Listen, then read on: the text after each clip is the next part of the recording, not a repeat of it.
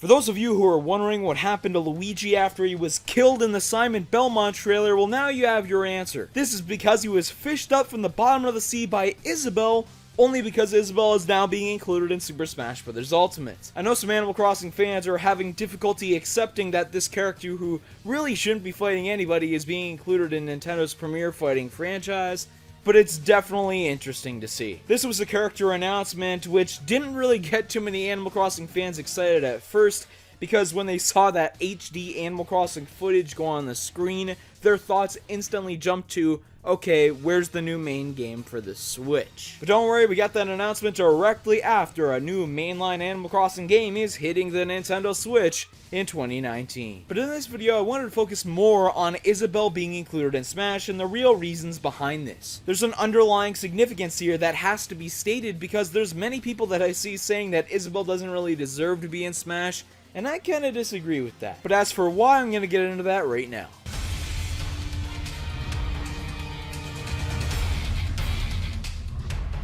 To start, let's go over one of the main reasons why Isabelle was included in Smash in the first place. She's a pretty popular character. It's pretty rare for a Nintendo character who's so new to gain so much popularity very quickly, but that's exactly what Isabelle has done. Due to, in part, Nintendo putting her on pretty much everything they possibly can. Just look, she's a playable character in Mario Kart. But she's definitely risen to be one of the main characters in the Animal Crossing series, and that's why many fans were really anticipating her to be included in Smash Bros., and she got lots of requests to be included as well. Isabelle was probably a character who did really good in the Smash 4 ballot as well, and that's probably why she was chosen. She's very popular right now. A character who's clearly going to play a big role in the next main Animal Crossing game that's coming out next year, so it only makes sense for Nintendo to put one of those key characters that they've got right now in one of their key games, being Super Smash Bros. Ultimate. But something significant about this is that she's not an Echo Fighter or a Villager like many people were anticipating, myself included. I thought that of course she would have some differences from Villager, but I thought those differences would be minor enough that she would just mainly be an Echo Fighter and not take up an entire new slot. However, that is not true. She is an entirely new character from Villager.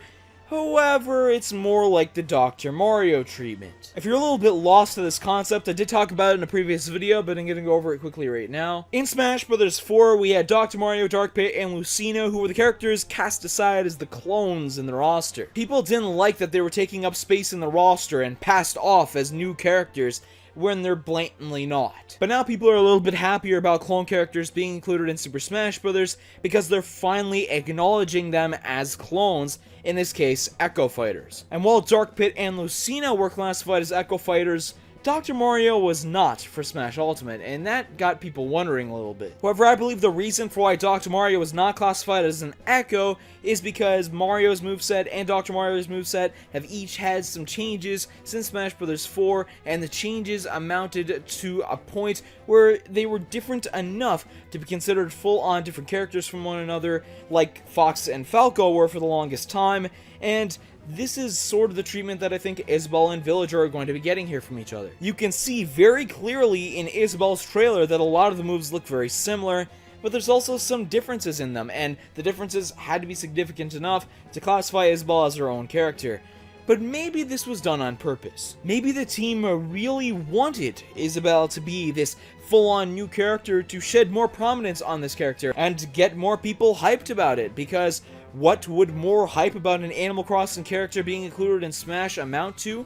Probably more people getting interested in the Animal Crossing game that's coming out next year. All of these topics relate together, and it's obvious that Smash Bros. Is a great promotional tool for video game characters, and I know I sound like a broken record when I say this, because I talk about this point in almost all my Smash Bros. Videos, but it's because it's true, and I'm not going to talk about it so much in this video, but Smash Bros. Definitely puts more eyes on the characters from a certain franchise, gets people to be a little bit more interested in them, makes them bigger icons in the Nintendo universe than they already are, and therefore more people are going to be interested in the series that these characters come from and probably buy one of their games. An example is how Pit was made more recognizable by his inclusion in Super Smash Bros. Brawl. Had he not been included in Super Smash Bros. Brawl, who knows how many people would have bought Kid Icarus Uprising. But Siiroth, you're probably wondering, Animal Crossing doesn't really need the help like Kid Icarus Uprising did to get more attraction to it. Animal Crossing is a huge series with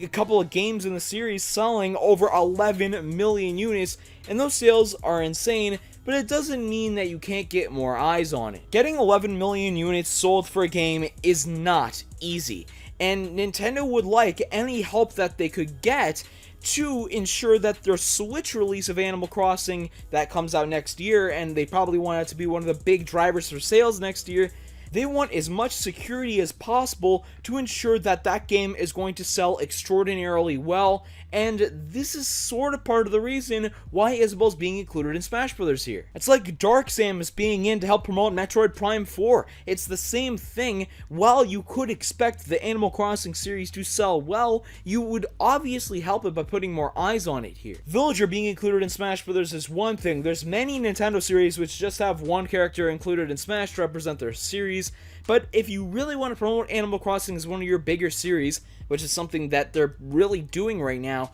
as they gave it the mobile game treatment, something which they haven't even given to the Legend of Zelda series, you want more characters from that series to be seen in Smash Bros. But that's the reason why Isabelle was included, but what other significance is there to this inclusion? Well, I believe that Isabelle being included in Smash Bros. Ultimate would give some hints to other characters that we could be getting in the game. The next characters for Smash Ultimate. Obviously, I wouldn't be expecting too many more characters, but we're probably going to get some form of Smash presentation before the game comes out. It is in a couple of months, so within that period of time, I probably wouldn't expect a full-on Nintendo Direct, but maybe a small Smash presentation. In that presentation, maybe we'll get a couple of characters, but where would they be inspired from? Some of you may have noticed that many of the characters being included in Smash Ultimate's roster, many of the new ones, have had Mii gear or headgear in Smash Bros. 4. Characters like the Inklings, King K. Rool, and Chrom, others, had been included in Smash 4 in this way. Isabelle did get headgear in that game, and could these costumes be hinting at future characters here? You could call it just a coincidence that the same characters are being used here, but I gotta think that there's some more characters who had gotten these outfits that could be included in Smash Ultimate, right? Obviously not everyone who got one would be included in Smash Bros. The Black Knight from Fire Emblem obviously wouldn't make too much sense. Like Proto Man from Mega Man probably doesn't make too much sense either.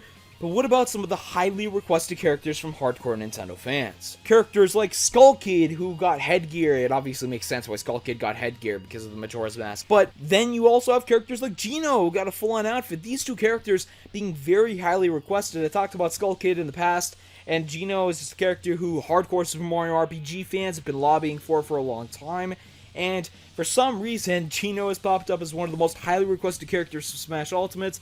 These guys could have a higher chance of being included just because of this correlation that has popped up with all these characters that have gotten costumes and headgear in Smash 4 being included as full-on playable characters in the next game. This is obviously not something that is set in stone, and I'm not saying that these characters are guaranteed to be included, but you could consider them more likely just because of this big correlation that's been going on here. Regardless of Isabelle being included in Smash or not, I still think that Smash Ultimate was going to sell insanely well, and I still think that Animal Crossing for the Switch next year is going to sell insanely well, but I do have a feeling that Isabelle is going to help Animal Crossing Switch in a slight way for the people who aren't really versed into the Animal Crossing series and don't know too much about it. A new character being included in Smash Ultimate that has an even more significant impact than Isabelle, in my opinion, is Dark Samus. And if you want to watch my video about that, click the link on the left side of the screen and make sure to subscribe so you don't miss the latest Smash Ultimate videos and other direct coverage that I'll be posting